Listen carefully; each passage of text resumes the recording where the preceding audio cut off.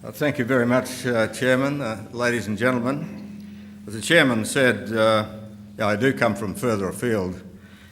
It actually takes 30 hours from my office to fly to Cork, and I'm only so pleased that I only have to perform for 20 minutes. I'm not going to Wimbledon and being bashed around the court for 5 hours every day for 2 weeks. However, my brief from Brian Wickham was to try and relate our beef breeding technology into commercial profitability for livestock industries. And so in doing that, I'm not going to dwell on the science of BLUP and all the fancy animal breeding tools, but get to some case studies of profitability through effective use of breeding tools. I was fascinated by the first address, and I commend Ireland for the wonderful job it's done in providing integrated services across the commercial and the seed stock industry. And I guess that those sorts of services were necessitated by the structure of the industry. And what I hope to convey is that as you go to different geographies around the world, the structure of the industry is so much different, and the solutions that I'll be talking about today are widely different to the ones that are used in Ireland. They're not better and they're not worse, they just fit the circumstance. And if I could give an example, the largest client of BreedPlan runs 23 properties across 7.2 million hectares, which I think it's actually larger than the whole size of Ireland. So we just have a different sort of industry to try and manage. So against that background, Brian did ask me to just speak a little bit about data capture, which I will do, but I don't think it's any different to what any modern beef breeding industry would do. But the information that we capture for BreedPlan is the bullion date, birth weight, calving ease, calf weights from 150 days to 600 days, scrotal size, docility reports, all that would be familiar to you. Flight time mightn't be, because half the cattle in Australia are Bos indicus in their nature, and you tend to capture them rather than farm them, and temperament is a major issue. So we have developed a test which measures the time from the bale head being open until the beast passes a light beam. The really fast animals are the ones that cause occupational and health problems, and the ones that go out slowly actually perform much better in feedlots. The correlation between feedlot performance and flight time is about 45%, which is quite encouraging, and that's why we persist with it. Ultrasound measures are all standard, carcass measures, net feed intake, a whole range of conformation scores, and the DNA tests are integrated with the evaluation system. So that's the data that we capture. How do we capture it? Well, bear in mind we've got a vast continent in different internet services to many parts of the area. We have 5 options for data capture, which includes mail and fax, which is, of course, just about dead, thank goodness, by a spreadsheet, batch submissions of files from herd management systems, and that provides a lot of our data, because basically our herd sizes are quite high, and so there's a lot of information that larger breeders would wish to record on their farm, as well as their genetic information, so they can certainly justify on-farm PCs with quite sophisticated herd management packages. They can build up batches of data over the internet of calving and so on, and submit them, or they can do everything directly online with the database. So there are many options, and the way that they're used depends a lot on the structure of the breed. So for the Brahman breed in northern Australia, where the herd sizes are quite large for the seed stock herds, up to 1,500 cows, they tend to use herd management systems, and 90% of the data comes in that way. For breeds with smaller herd size, like Limousin, they would tend to use the internet for most of their data capture. All the electronic systems, of course, have validation of data as part of the system, so that the data hits our information system in a clean condition.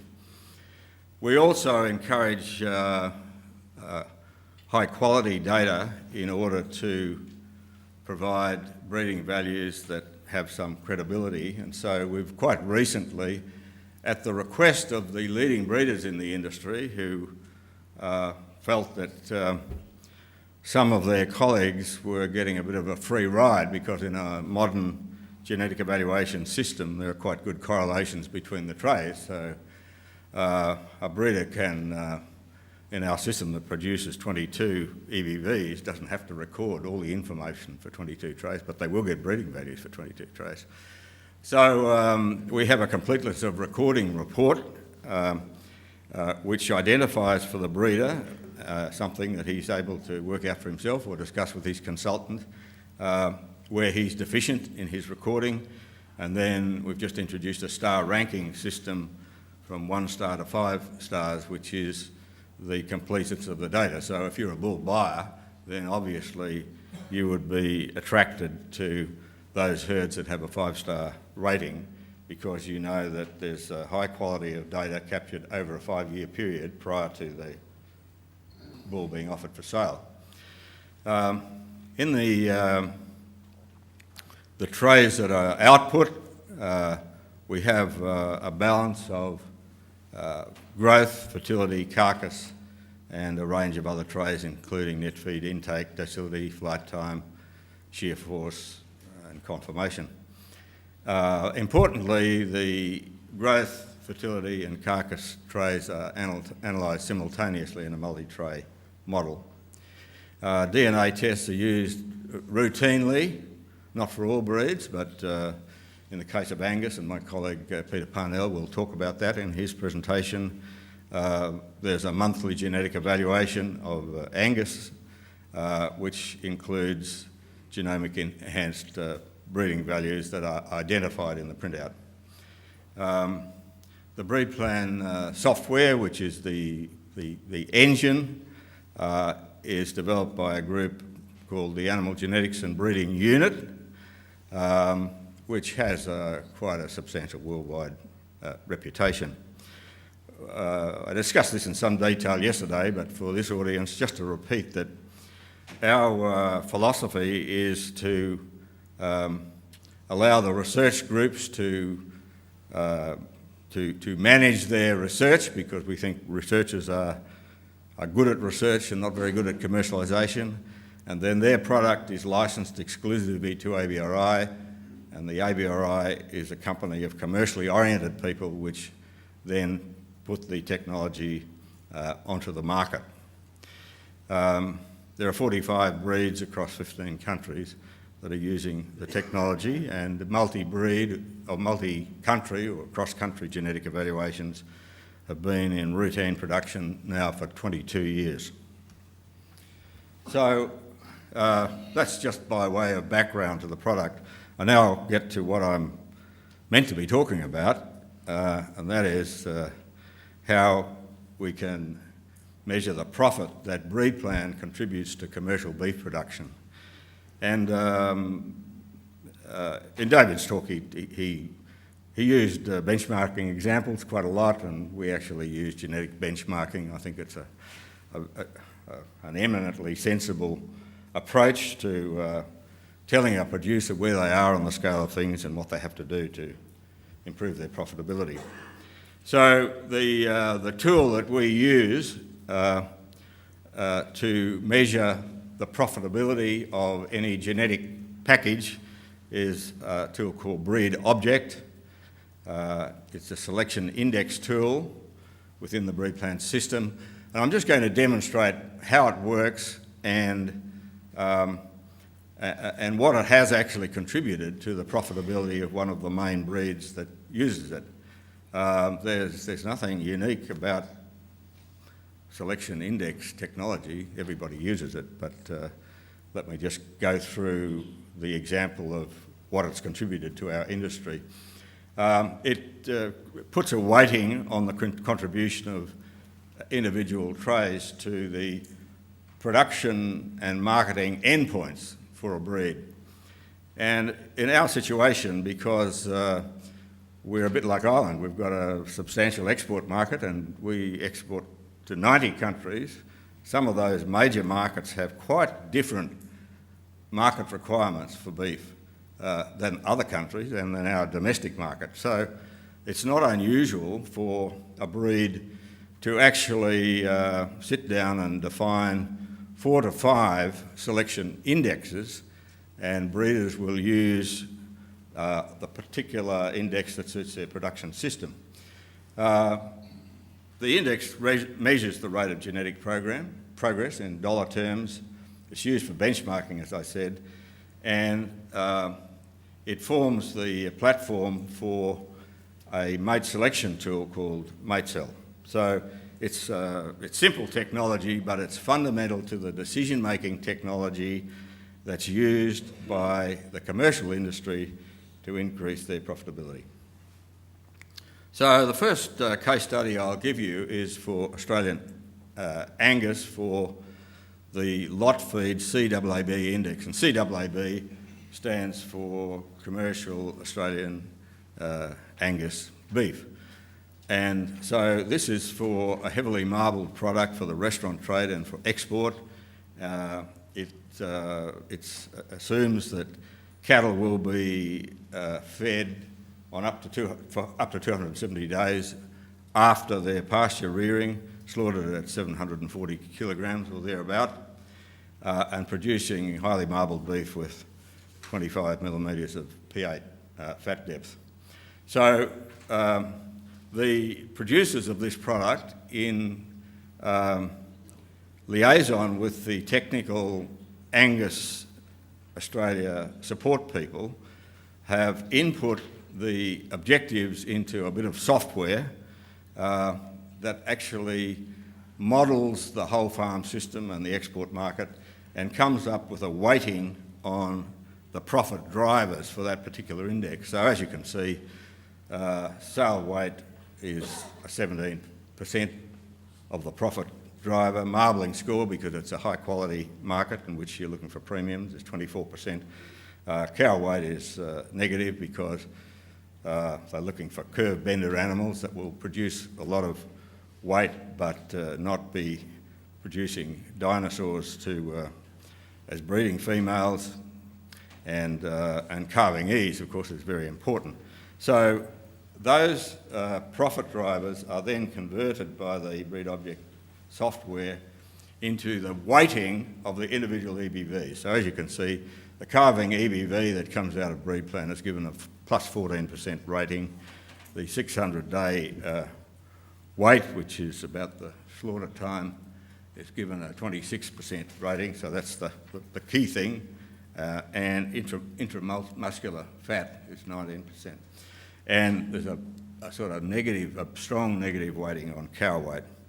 So now every run that is done of the genetic evaluation system each month updates the breed object index for all indexes for Angus, but in particular for those producers that are interested in this production system. It's updated and it forms the basis of their selection if they're in that market system. And this is what's happened with the average index since 1983. It's increased to over $100 per breeding cow. What that means is that the average seed stock cow coming out of Angus will contribute $75 more to profit than it did 20 years ago. So when you think that this breed is the major contributor to our large feedlot industry, that aggregates up to an enormous amount of national income.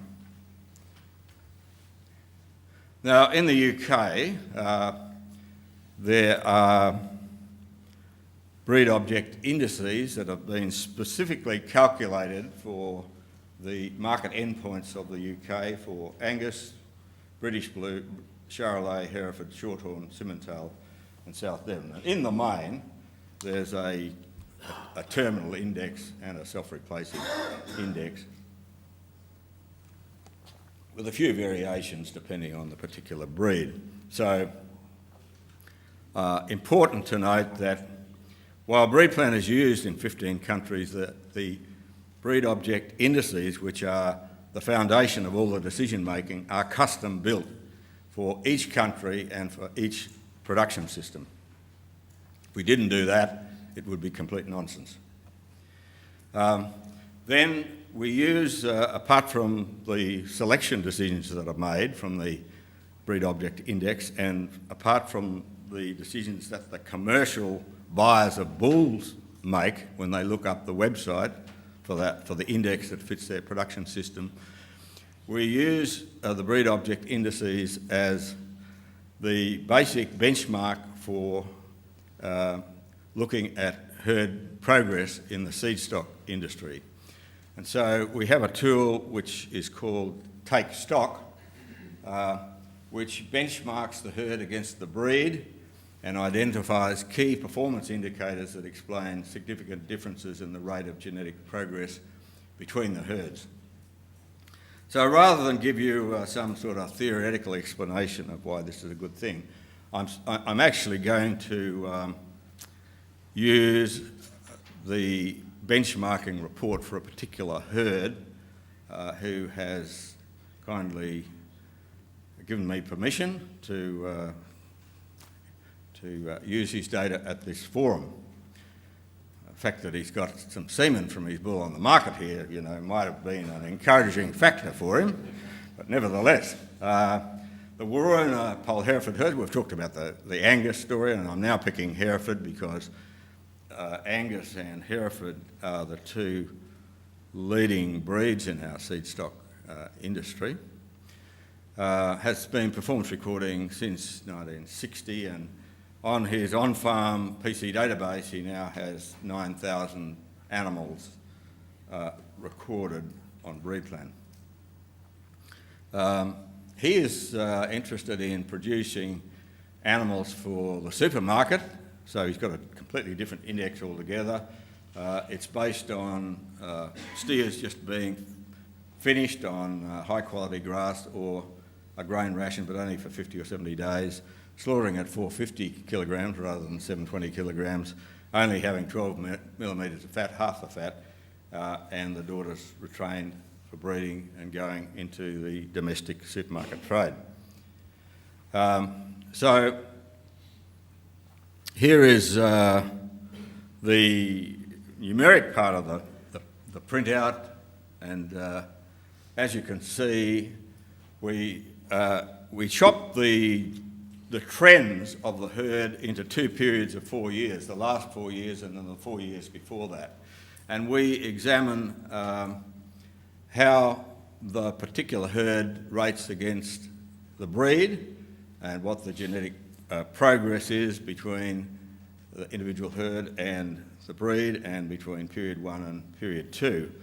And that is a lot easier for you to see in graphical form. So let's get on to that. So the red graph is the Waroona herd. The blue graph is the whole of the Hereford breed in Australia, which is chugging along, making steady progress, now up to $65 per cow economic benefit to the commercial industry. This particular herd started below average, as it turns out, crossed over in 2004, and now is taking off at twice the rate of genetic progress of the breed as a whole. So here's a guy that is, can be pretty comfortable with his take stock report.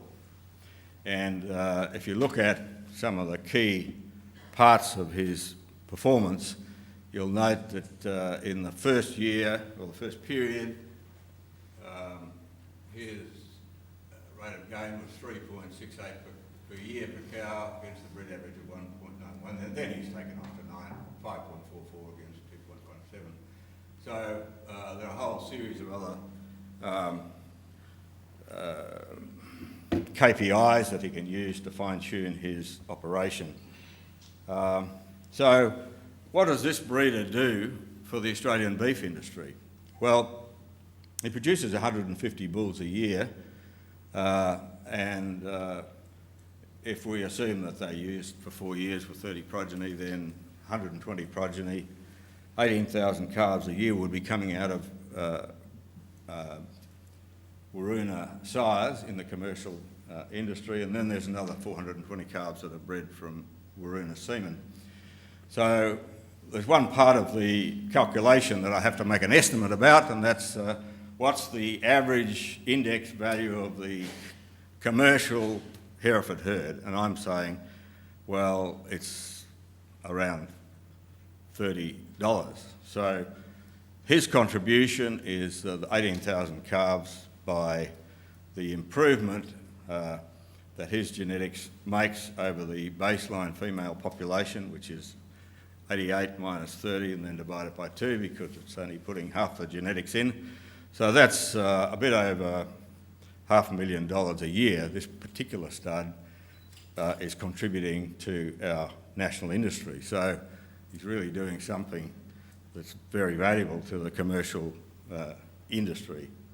And then at an international level, this particular sire is cleared by quarantine for export and has 15,000 straws on the international market. I'm saying maybe 6,750 calves or thereabout, and that will add another $195,000 to profitability of beef producers outside Australia.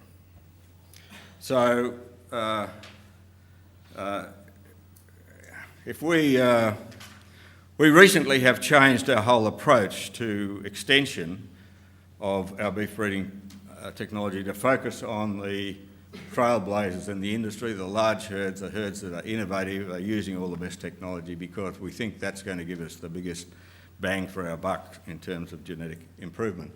So my final bit of technology is a mate selection tool, and the original tool was called TGRM, or Total Genetic Resource Management. It was written by a fellow called Professor Kinghorn, which many in the animal science field would recognise as quite an outstanding geneticist.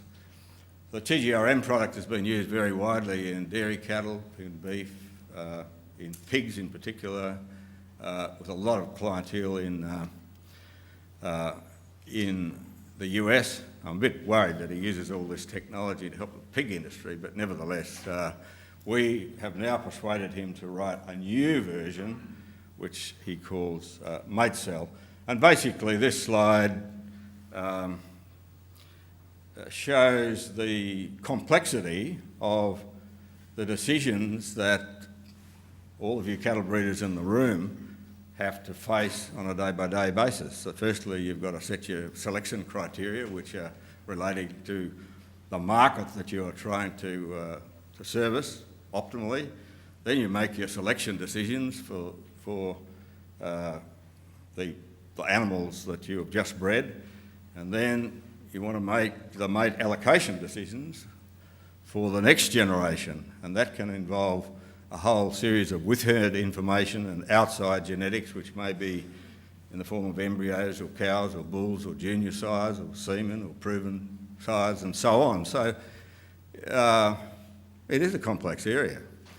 And what MateCell does is that it has the capacity to look at all these combinations and print out a mate allocation list which would maximise the profit of your herd. Now, of course, it's reasonable to be sceptical about computer-driven mating charts. So the individual breeder then can place his own constraints on, like the maximum level of inbreeding that he's comfortable with, the amount of exposure to any particular sire, how extensive he wants to use sires from outside his herd, and so on. And as each of those management restraints are placed on the selection process, then he'll see the trade-off in profitability against satisfying what he thinks are eminently practical constraints to his breeding system. As a matter of interest, the TGRM system which preceded Matesell was used by the Waroona herd, which I showed you was below the Hereford standard initially, and it's been used for 7 years. And the manager of Waroona is quite comfortable in saying that the use of his mate selection tool had a lot to do with him being able to achieve a very high rate of genetic gain relative to the Hereford population. Again, Matesell is a new tool. It's being rolled out in 2012, and so it's a bit early for me to tell you what the response will be, but we introduced it to the Australian beef industry 3 weeks ago at a large genetics conference in Rockhampton, and certainly we were very encouraged by that response.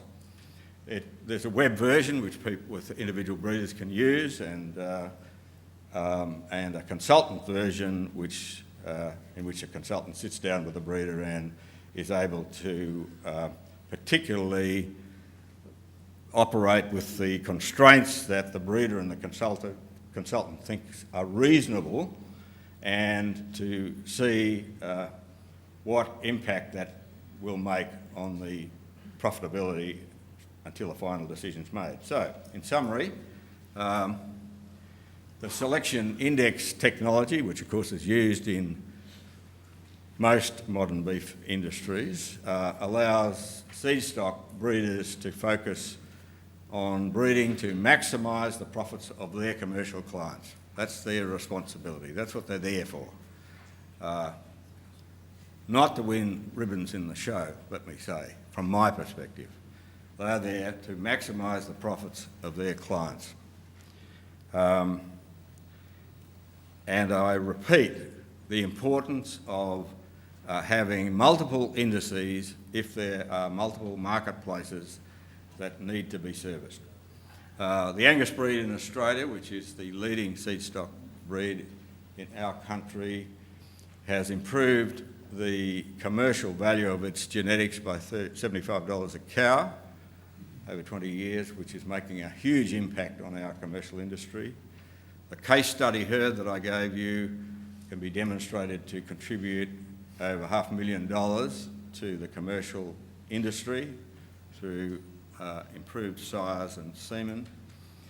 And the Matesell technology, which is a new version of the old tune, will allow us to maximise genetic progress for any particular production system, with the benefits going mainly to commercial herds. So, thank you very much.